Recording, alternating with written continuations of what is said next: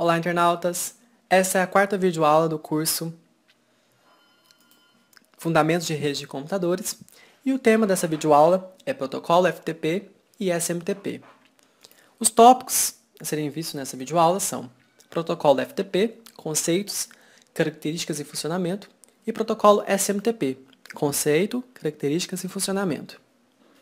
Protocolo FTP, conceitos. FTP significa File Transfer Protocol, protocolo de transferência de arquivos, e é uma forma bastante rápida e versátil de transferir arquivos, sendo uma das mais usadas na internet. A transferência de dados em redes de computadores envolve normalmente a transferência de arquivos e acesso a sistemas de arquivos remotos, com a mesma interface usada nos arquivos locais. Características e funcionamento. Em uma sessão FTP típica, o usuário sentado à frente de um hospedeiro, no local, quer transferir arquivos de ou para um hospedeiro remoto. Para acessar a conta remota, o usuário deve fornecer uma identificação e uma senha. Após fornecer essa informação de autorização, pode transferir arquivos do sistema local de arquivo para um sistema remoto e vice-versa. Em primeiro lugar, ele fornece o nome do hospedeiro remoto, o que faz com que o processo cliente FTP do hospedeiro local estabeleça uma conexão TCP com o processo servidor FTP do hospedeiro remoto.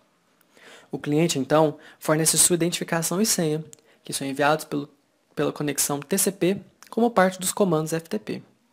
Assim que autorizado pelo servidor, o usuário copia um ou mais arquivos armazenados no sistema de arquivo local para o sistema de arquivo remoto, ou vice-versa. O HTTP e o FTP são protocolos de transferência de arquivos. Tem muitas características em comum.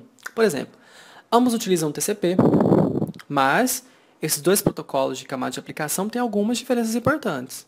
A mais notável é que o FTP usa duas conexões TCP paralelas para transferir um arquivo, uma conexão de controle e uma conexão de dados. A primeira, a conexão de controle, é usada para enviar informações de controle entre os dois hospedeiros, como identificação de usuário, senha, comandos para trocar diretório remoto e comandos de inserir e pegar arquivo. A conexão de dados é a usada para efetivamente enviar um arquivo. Como o FTP usa uma conexão de controle separada, dizemos que ele envia suas informações de controle fora da banda. O HTTP, como você recorda, envia linhas de cabeçalho de requisição e de resposta pela mesma conexão TCP, que carrega o próprio arquivo transferido. Por essa razão, dizemos que o HTTP envia suas informações de controle na banda. Depois veremos que o SMTP, o principal protocolo para o correio eletrônico, também envia suas informações de controle na banda.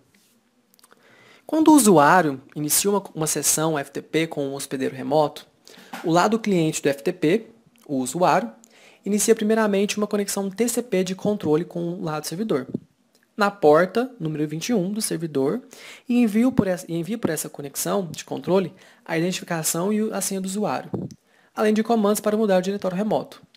Quando o lado do servidor recebe pela conexão de controle um comando para a transferência de arquivo, abre uma conexão TCP de dados para o cliente. O FTP envia exatamente um arquivo pela conexão de dado e em seguida fecha.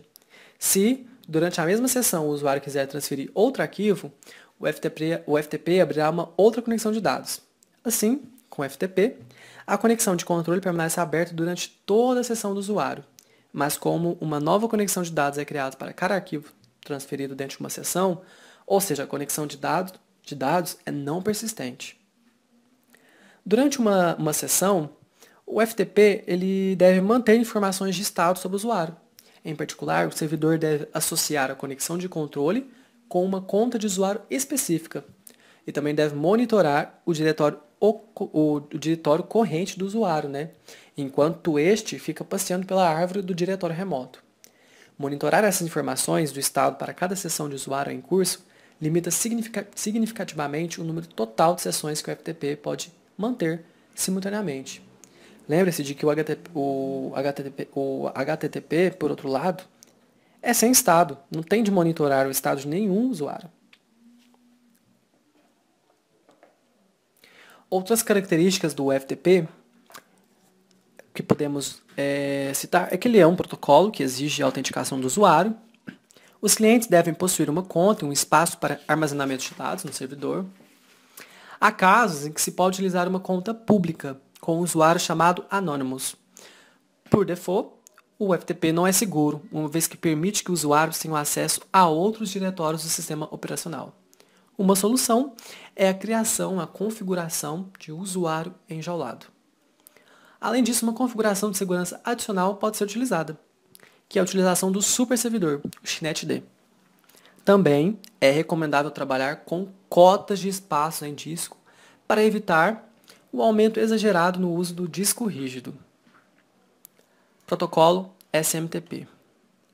O SMTP, definido na RFC 5321, está no coração do correio eletrônico da internet. Como mencionamos antes, esse protocolo transfere mensagens de servidores de correio remetentes para servidores de correios destinatários. O SMTP é muito mais antigo que o HTTP. Embora tenha inúmeras qualidades maravilhosas, como evidencia sua ubiquidade na internet, o SMTP é uma tecnologia antiga que possui certas características arcaicas. Por exemplo, ele restringe o corpo, e não apenas o cabeçalho, de todas as mensagens de correio ao simples formato ASCII de 7 bits. Essa restrição tinha sentido no começo da década de 1980, quando a capacidade de transmissão era escassa e ninguém enviava correio eletrônico com anexos volumosos nem arquivos grandes com imagens, áudio ou vídeo. Mas hoje em dia, na era da multimídia, a restrição do ASCII de 7 bits é um tanto incômodo. Exige que os dados binários de multimídia sejam codificados em ASCII antes de serem enviados pelo SMTP e que a mensagem correspondente em ASCII seja decodificada novamente para o sistema binário depois do transporte pelo SMTP. É importante observar que o SMTP normalmente não usa servidores de correio intermediário para enviar correspondências, mesmo quando os dois servidores são localizados em lados opostos do mundo. Vamos agora ver algumas outras características do SMTP. Por exemplo, o SMTP é um protocolo típico e exclusivo somente para envio de dados. O transporte, como nós já vimos, usado é o TCP, é um transporte orientado à conexão. O formato dos dados obedece o padrão ASCII de 7 bits. Como que é o funcionamento? Primeiramente, o cliente, o usuário, a Alice quer enviar um e-mail. Ela entrega a mensagem ao seu provedor, que armazena os dados em um buffer de espera.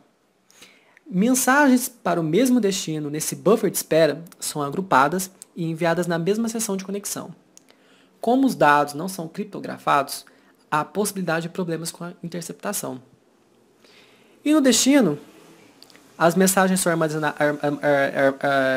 armazenadas na caixa postal do cliente, o qual utiliza outro tipo de protocolo para ler o conteúdo, como o POP ou IMAP. Mas configurações podem trazer problemas de segurança.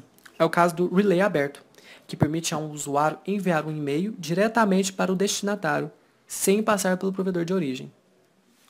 Vale ressaltar que atualmente está proibido o usuário acessar seu provedor usando a porta 25. Uma política chamada gerência da porta 25 traz alguma exigência e garantias para esse usuário. Por último, podemos salientar que o SMTP não é autenticado por default.